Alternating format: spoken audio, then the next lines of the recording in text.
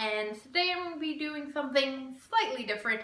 I have reviewed 2 movies and 1 review before, but I have never done an original and a sequel, which is what I'm going to be doing today. So I'm going to be reviewing 2 Jennifer, T-O, Jennifer, and the sequel, number 2, Jennifer. Well, before I get into the reviews of these films, I do just want to give a quick shout out to my Patreons. Thank you guys so much for helping to support the channel. If you want to know the perks to being a Patreon, link is in the description below, as well as all my other social media, so feel free to check any of that out.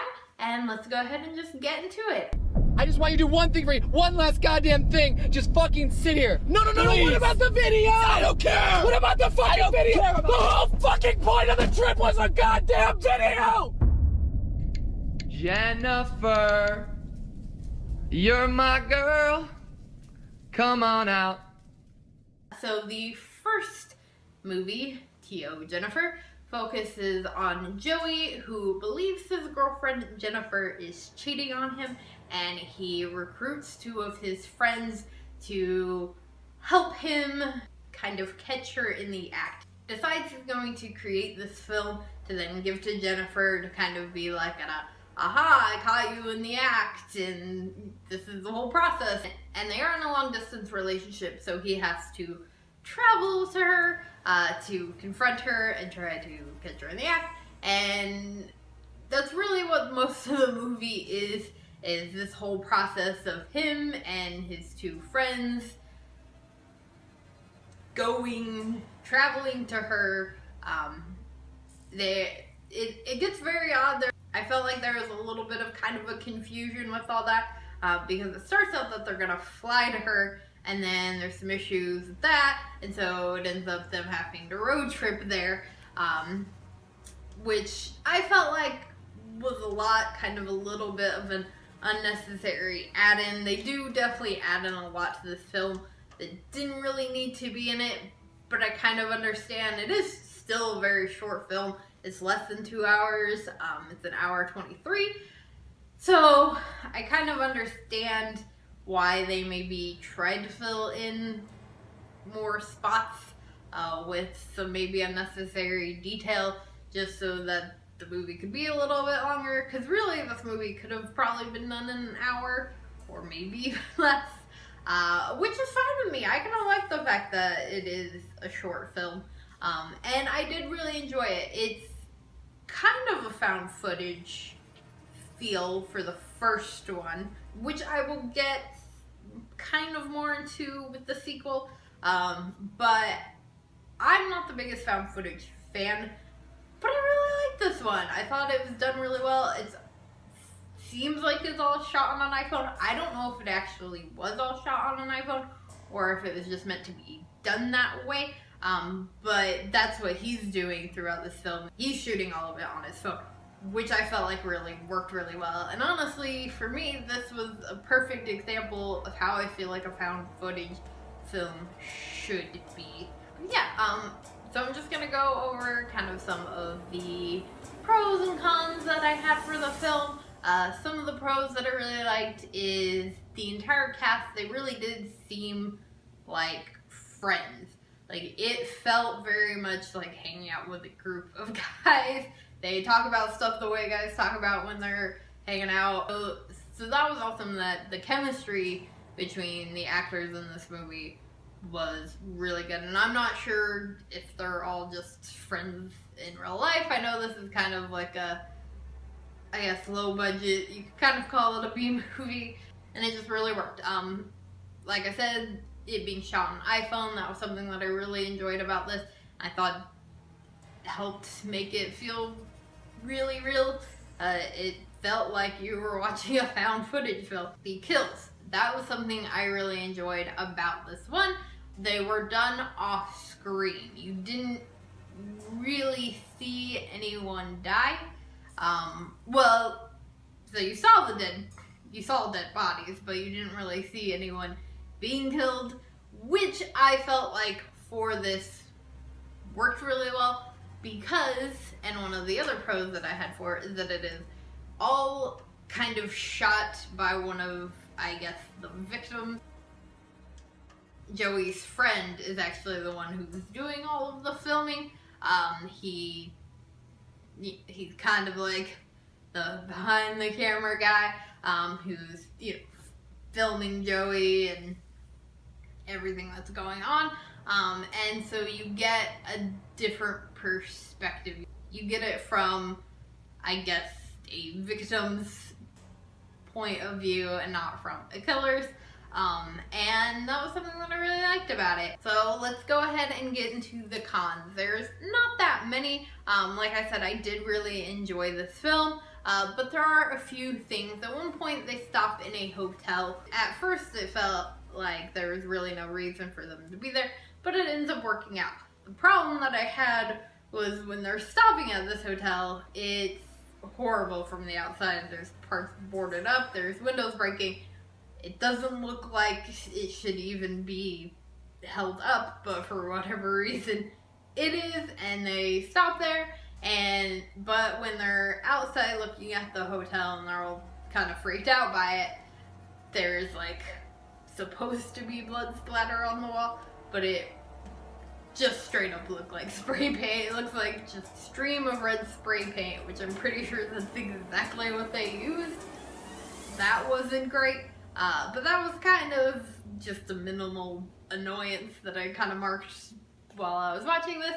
And then my other con was that I did kind of see the ending coming. It's not too super in your face obvious. I feel like it definitely, they did a pretty good job of not so much pointing out exactly what was gonna happen. But I did still kind of, as a horror fan, see it coming, I guess. That was kind of really my only main thing, and that was just mostly on me. So yeah, I really didn't have a lot about the first one that I didn't like. I thought it was a really good movie. I did watch both of these on Amazon Prime. Luckily, they both are on there, so if you have an account, you can watch them on there. And I definitely suggest that you do, because I really did like T.O. Jennifer. But yeah, so let's go ahead and just jump into the second. It's called To Jennifer, and it's gonna be something really special for you and me. So this one follows two filmmakers as they attempt to make the perfect sequel to the original.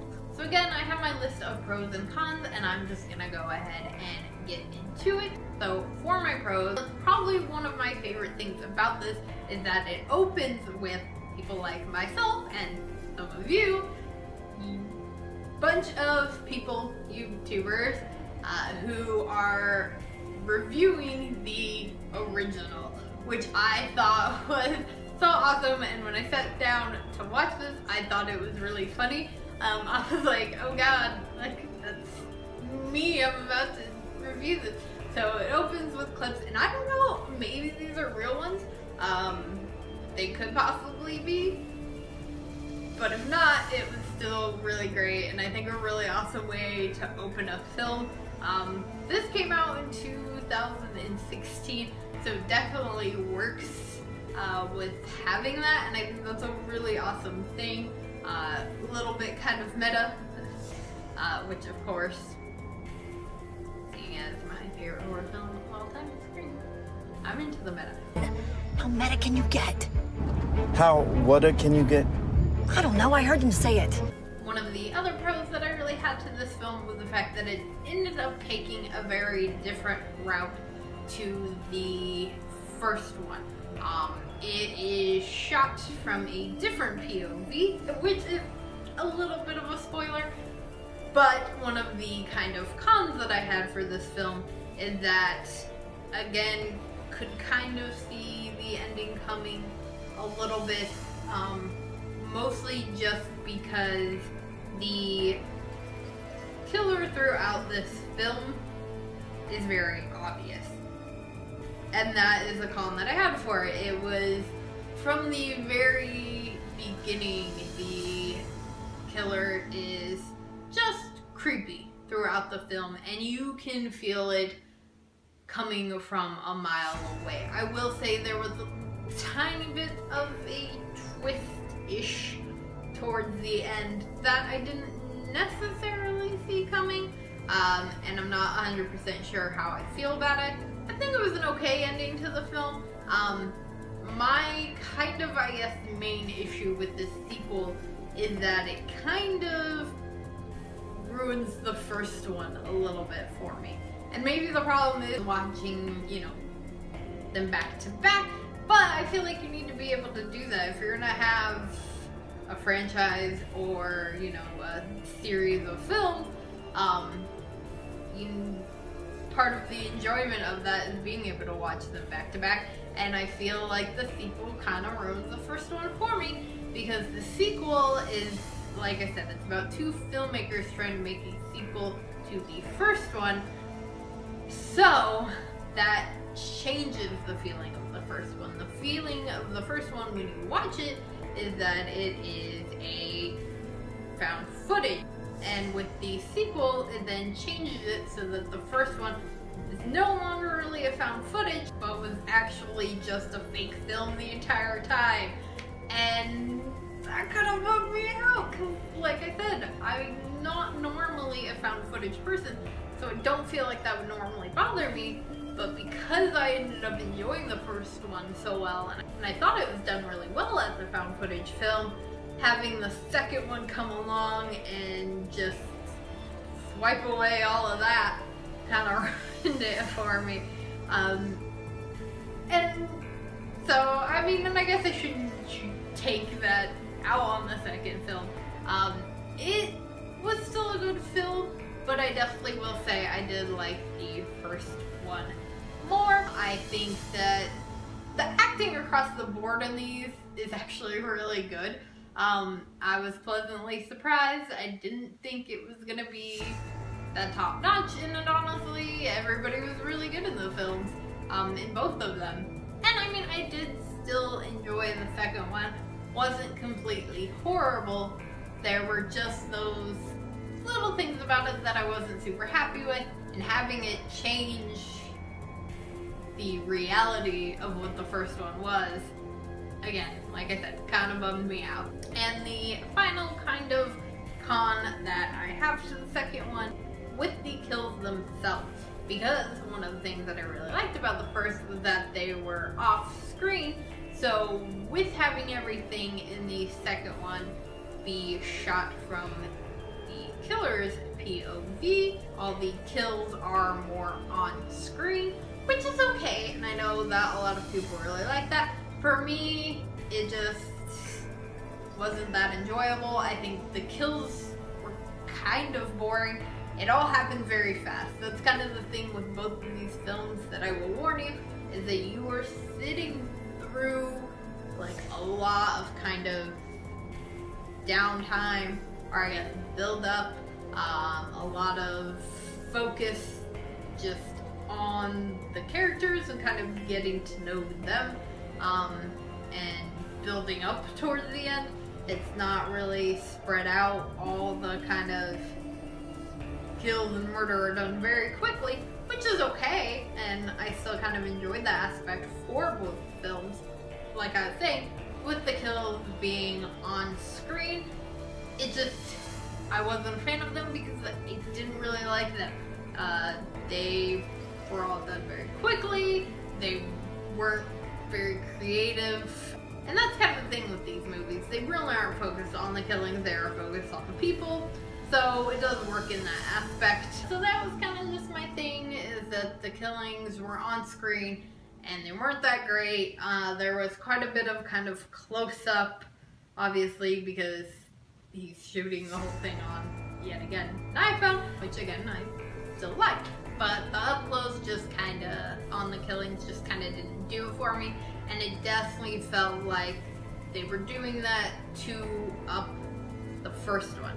Which, I mean, we all know the rules of a sequel is that you have to up the original, which, of course, makes sense, and that's exactly what these filmmakers are going for, is to try to make a great sequel, try to up the original, but the killings were just a little I guess, too much. It's funny because they say that they're kind of boring, because they kind of are, but they still try to, I guess, like, as far as the, like, blood splatter and guts and gore, they just overdid it a little too much to try to one-up the first one, I guess.